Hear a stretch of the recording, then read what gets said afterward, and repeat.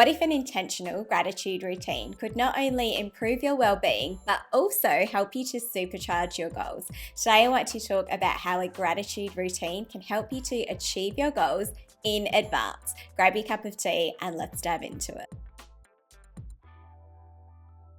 You do not have to wait for the end of the year to pop the champagne for all of the achievements that you have accomplished or to do those end of year social media wrap ups. You can actually celebrate in advance. And the science shows that celebrating in advance, being grateful in advance, will help you to rewire your brain, heighten your motivation, and prime you for opportunities. So you might have heard people mention practicing gratitude before, but maybe not spent a lot of time looking into why this can be beneficial. And maybe it's just sounded like something that people do for this fuzzy feeling, and you may not actually get a lot out of it, but the science definitely supports that you do. It mixes psychology and neuroscience to show how gratitude can change the way that your brain functions and reacts to things over time as well.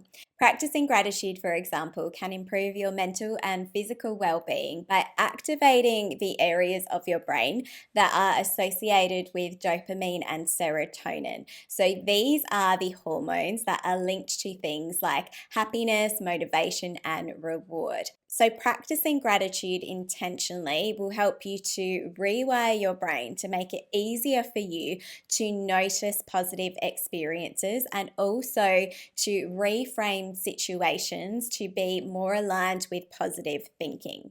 Other studies have shown that gratitude can help to lower your cortisol, which is the hormone that is associated with stress. Gratitude can help you to reframe negative experiences, and it also improves your emotional regulation, which means that it will become easier for you to recover quicker when there is a setback that does occur. There have been large studies that have been conducted to analyze the effectiveness of gratitude interventions like journaling or guided exercises, for example.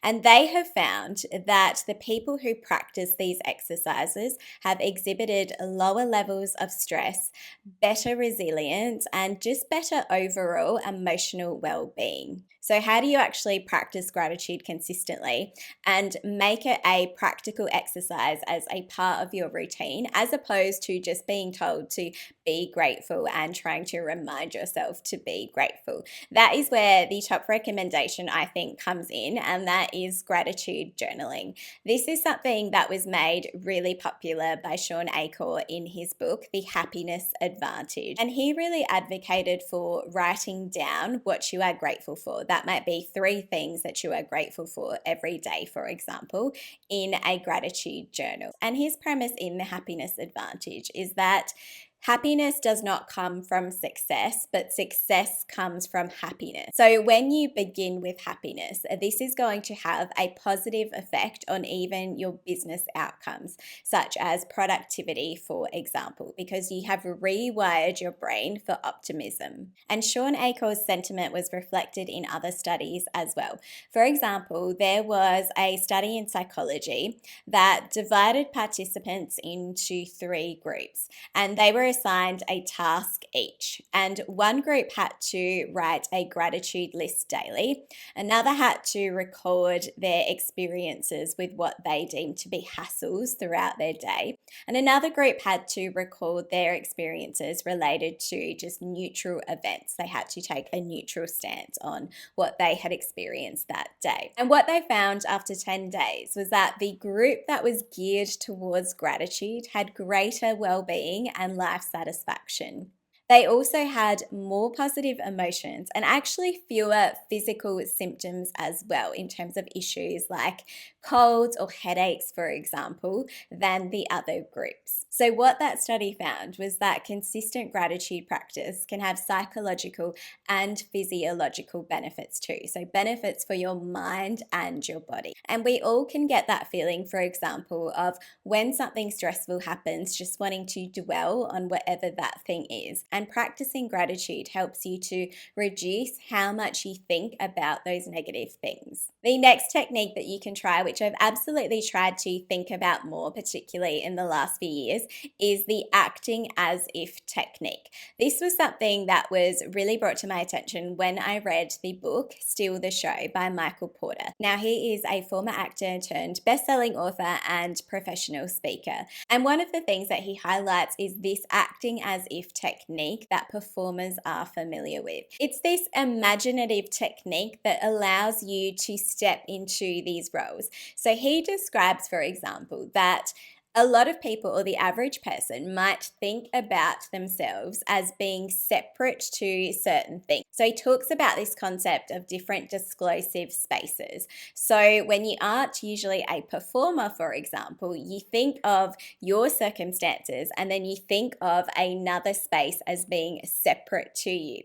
Whereas something that performers understand is that you have the ability to step into those spaces, even if they are aspirational spaces. You can act as if. You can change your mind frame to step into that space. And that's really not about being inauthentic. It's about simply understanding that different situations will call for you to step into different roles. And if you tie this back to any goals that you have for the upcoming year, for example, this might mean that even though you are, for example, an aspiring creator who wants to have 1 million followers, but you have just started your Instagram account, it is posting as though you are already that person. So not posting as though you are a new creator who is starting from scratch, but stepping into that mentality so that you are rewiring the neural pathways in your mind to be able to step into that aspiration that you have for yourself. And this leads nicely into emphasizing one of the main points that I really want to make in this episode, and that is to celebrate in advance. So this is about practicing gratitude in advance. This is something that I've personally focused on much more in the last year, and I've absolutely loved adding these elements to my morning routine and to my journaling routine. So this is where you celebrate the thing, the positive outcome that you want before it has actually happened. And this is supported by science and research as well. Neuroimaging studies, for example, show that simply anticipating the desired outcome helps to activate the areas of your brain that are associated with your reward system. So this will increase your emotional well-being, but it will also increase the vividness of that thing. It will increase your motivation and the pleasure that you feel towards that thing. It increases the emotional resonance that you have towards that thing. So while being grateful doesn't just completely replace your need for action, just simply practicing gratitude is not going to help you to achieve your goals. It does help you to feel more emotionally connected to that thing. So it's rewiring your brain to have a more heightened connection to that emotional experience. It makes it more potent, and you're building those neural pathways, making it more likely that you will show up to take the action that is required to achieve the thing that you want to. So putting together the idea of acting as if and celebrating in advance is where future self-scripting, I feel, can be the strongest approach to this. So this is a method that gets you to write about your life or something that you are achieving personally or professionally as though it is already happening or that it has happened. So you are writing in either present tense or in past tense. So what you are not doing is writing in a way that is talking about a future that you want. So you're not saying, I will do this, or I will achieve this by this point, or I hope to be able to do this.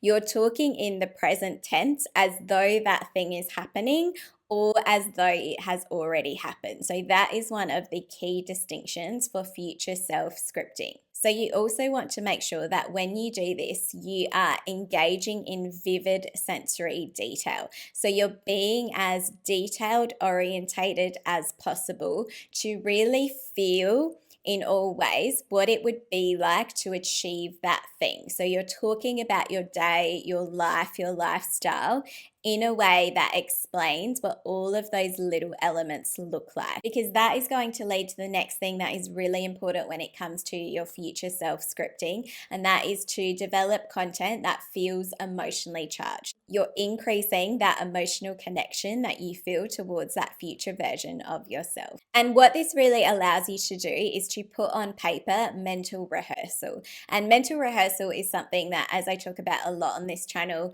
that athletes to the top performers understand really well. But what I love about future self scripting is that it actually forces you to put that on paper. So you're not just closing your eyes and thinking about it, you're actually having to articulate it in clear detail as well. And this is going to help you to, as I mentioned earlier, build those neural circuits. It's going to help you to build those pathways, which means that the more time that you spend really inhabiting what it is that that person, that future version of yourself looks like, does with their time, spends their day doing, then the more you understand the habits that are required now, the actions that are required now for you to be able to achieve that thing. So it gives you this way to activate your subconscious mind to understand better what the pathway is going forward. So between acting as if, celebrating in advance, gratitude journaling, and future self scripting, I know that it can be tricky to understand how you can integrate all of that into your routine if you want to take elements of that. What I have found has been the most useful and my favorite technique, so I went from gratitude journaling to this, was to practice morning pages. And I've talked about that in a previous episode. So if you want to learn more about how you can combine all of these techniques into one really easy method, then make sure you check out that episode as well. Thanks so much, and I'll see you in the next episode.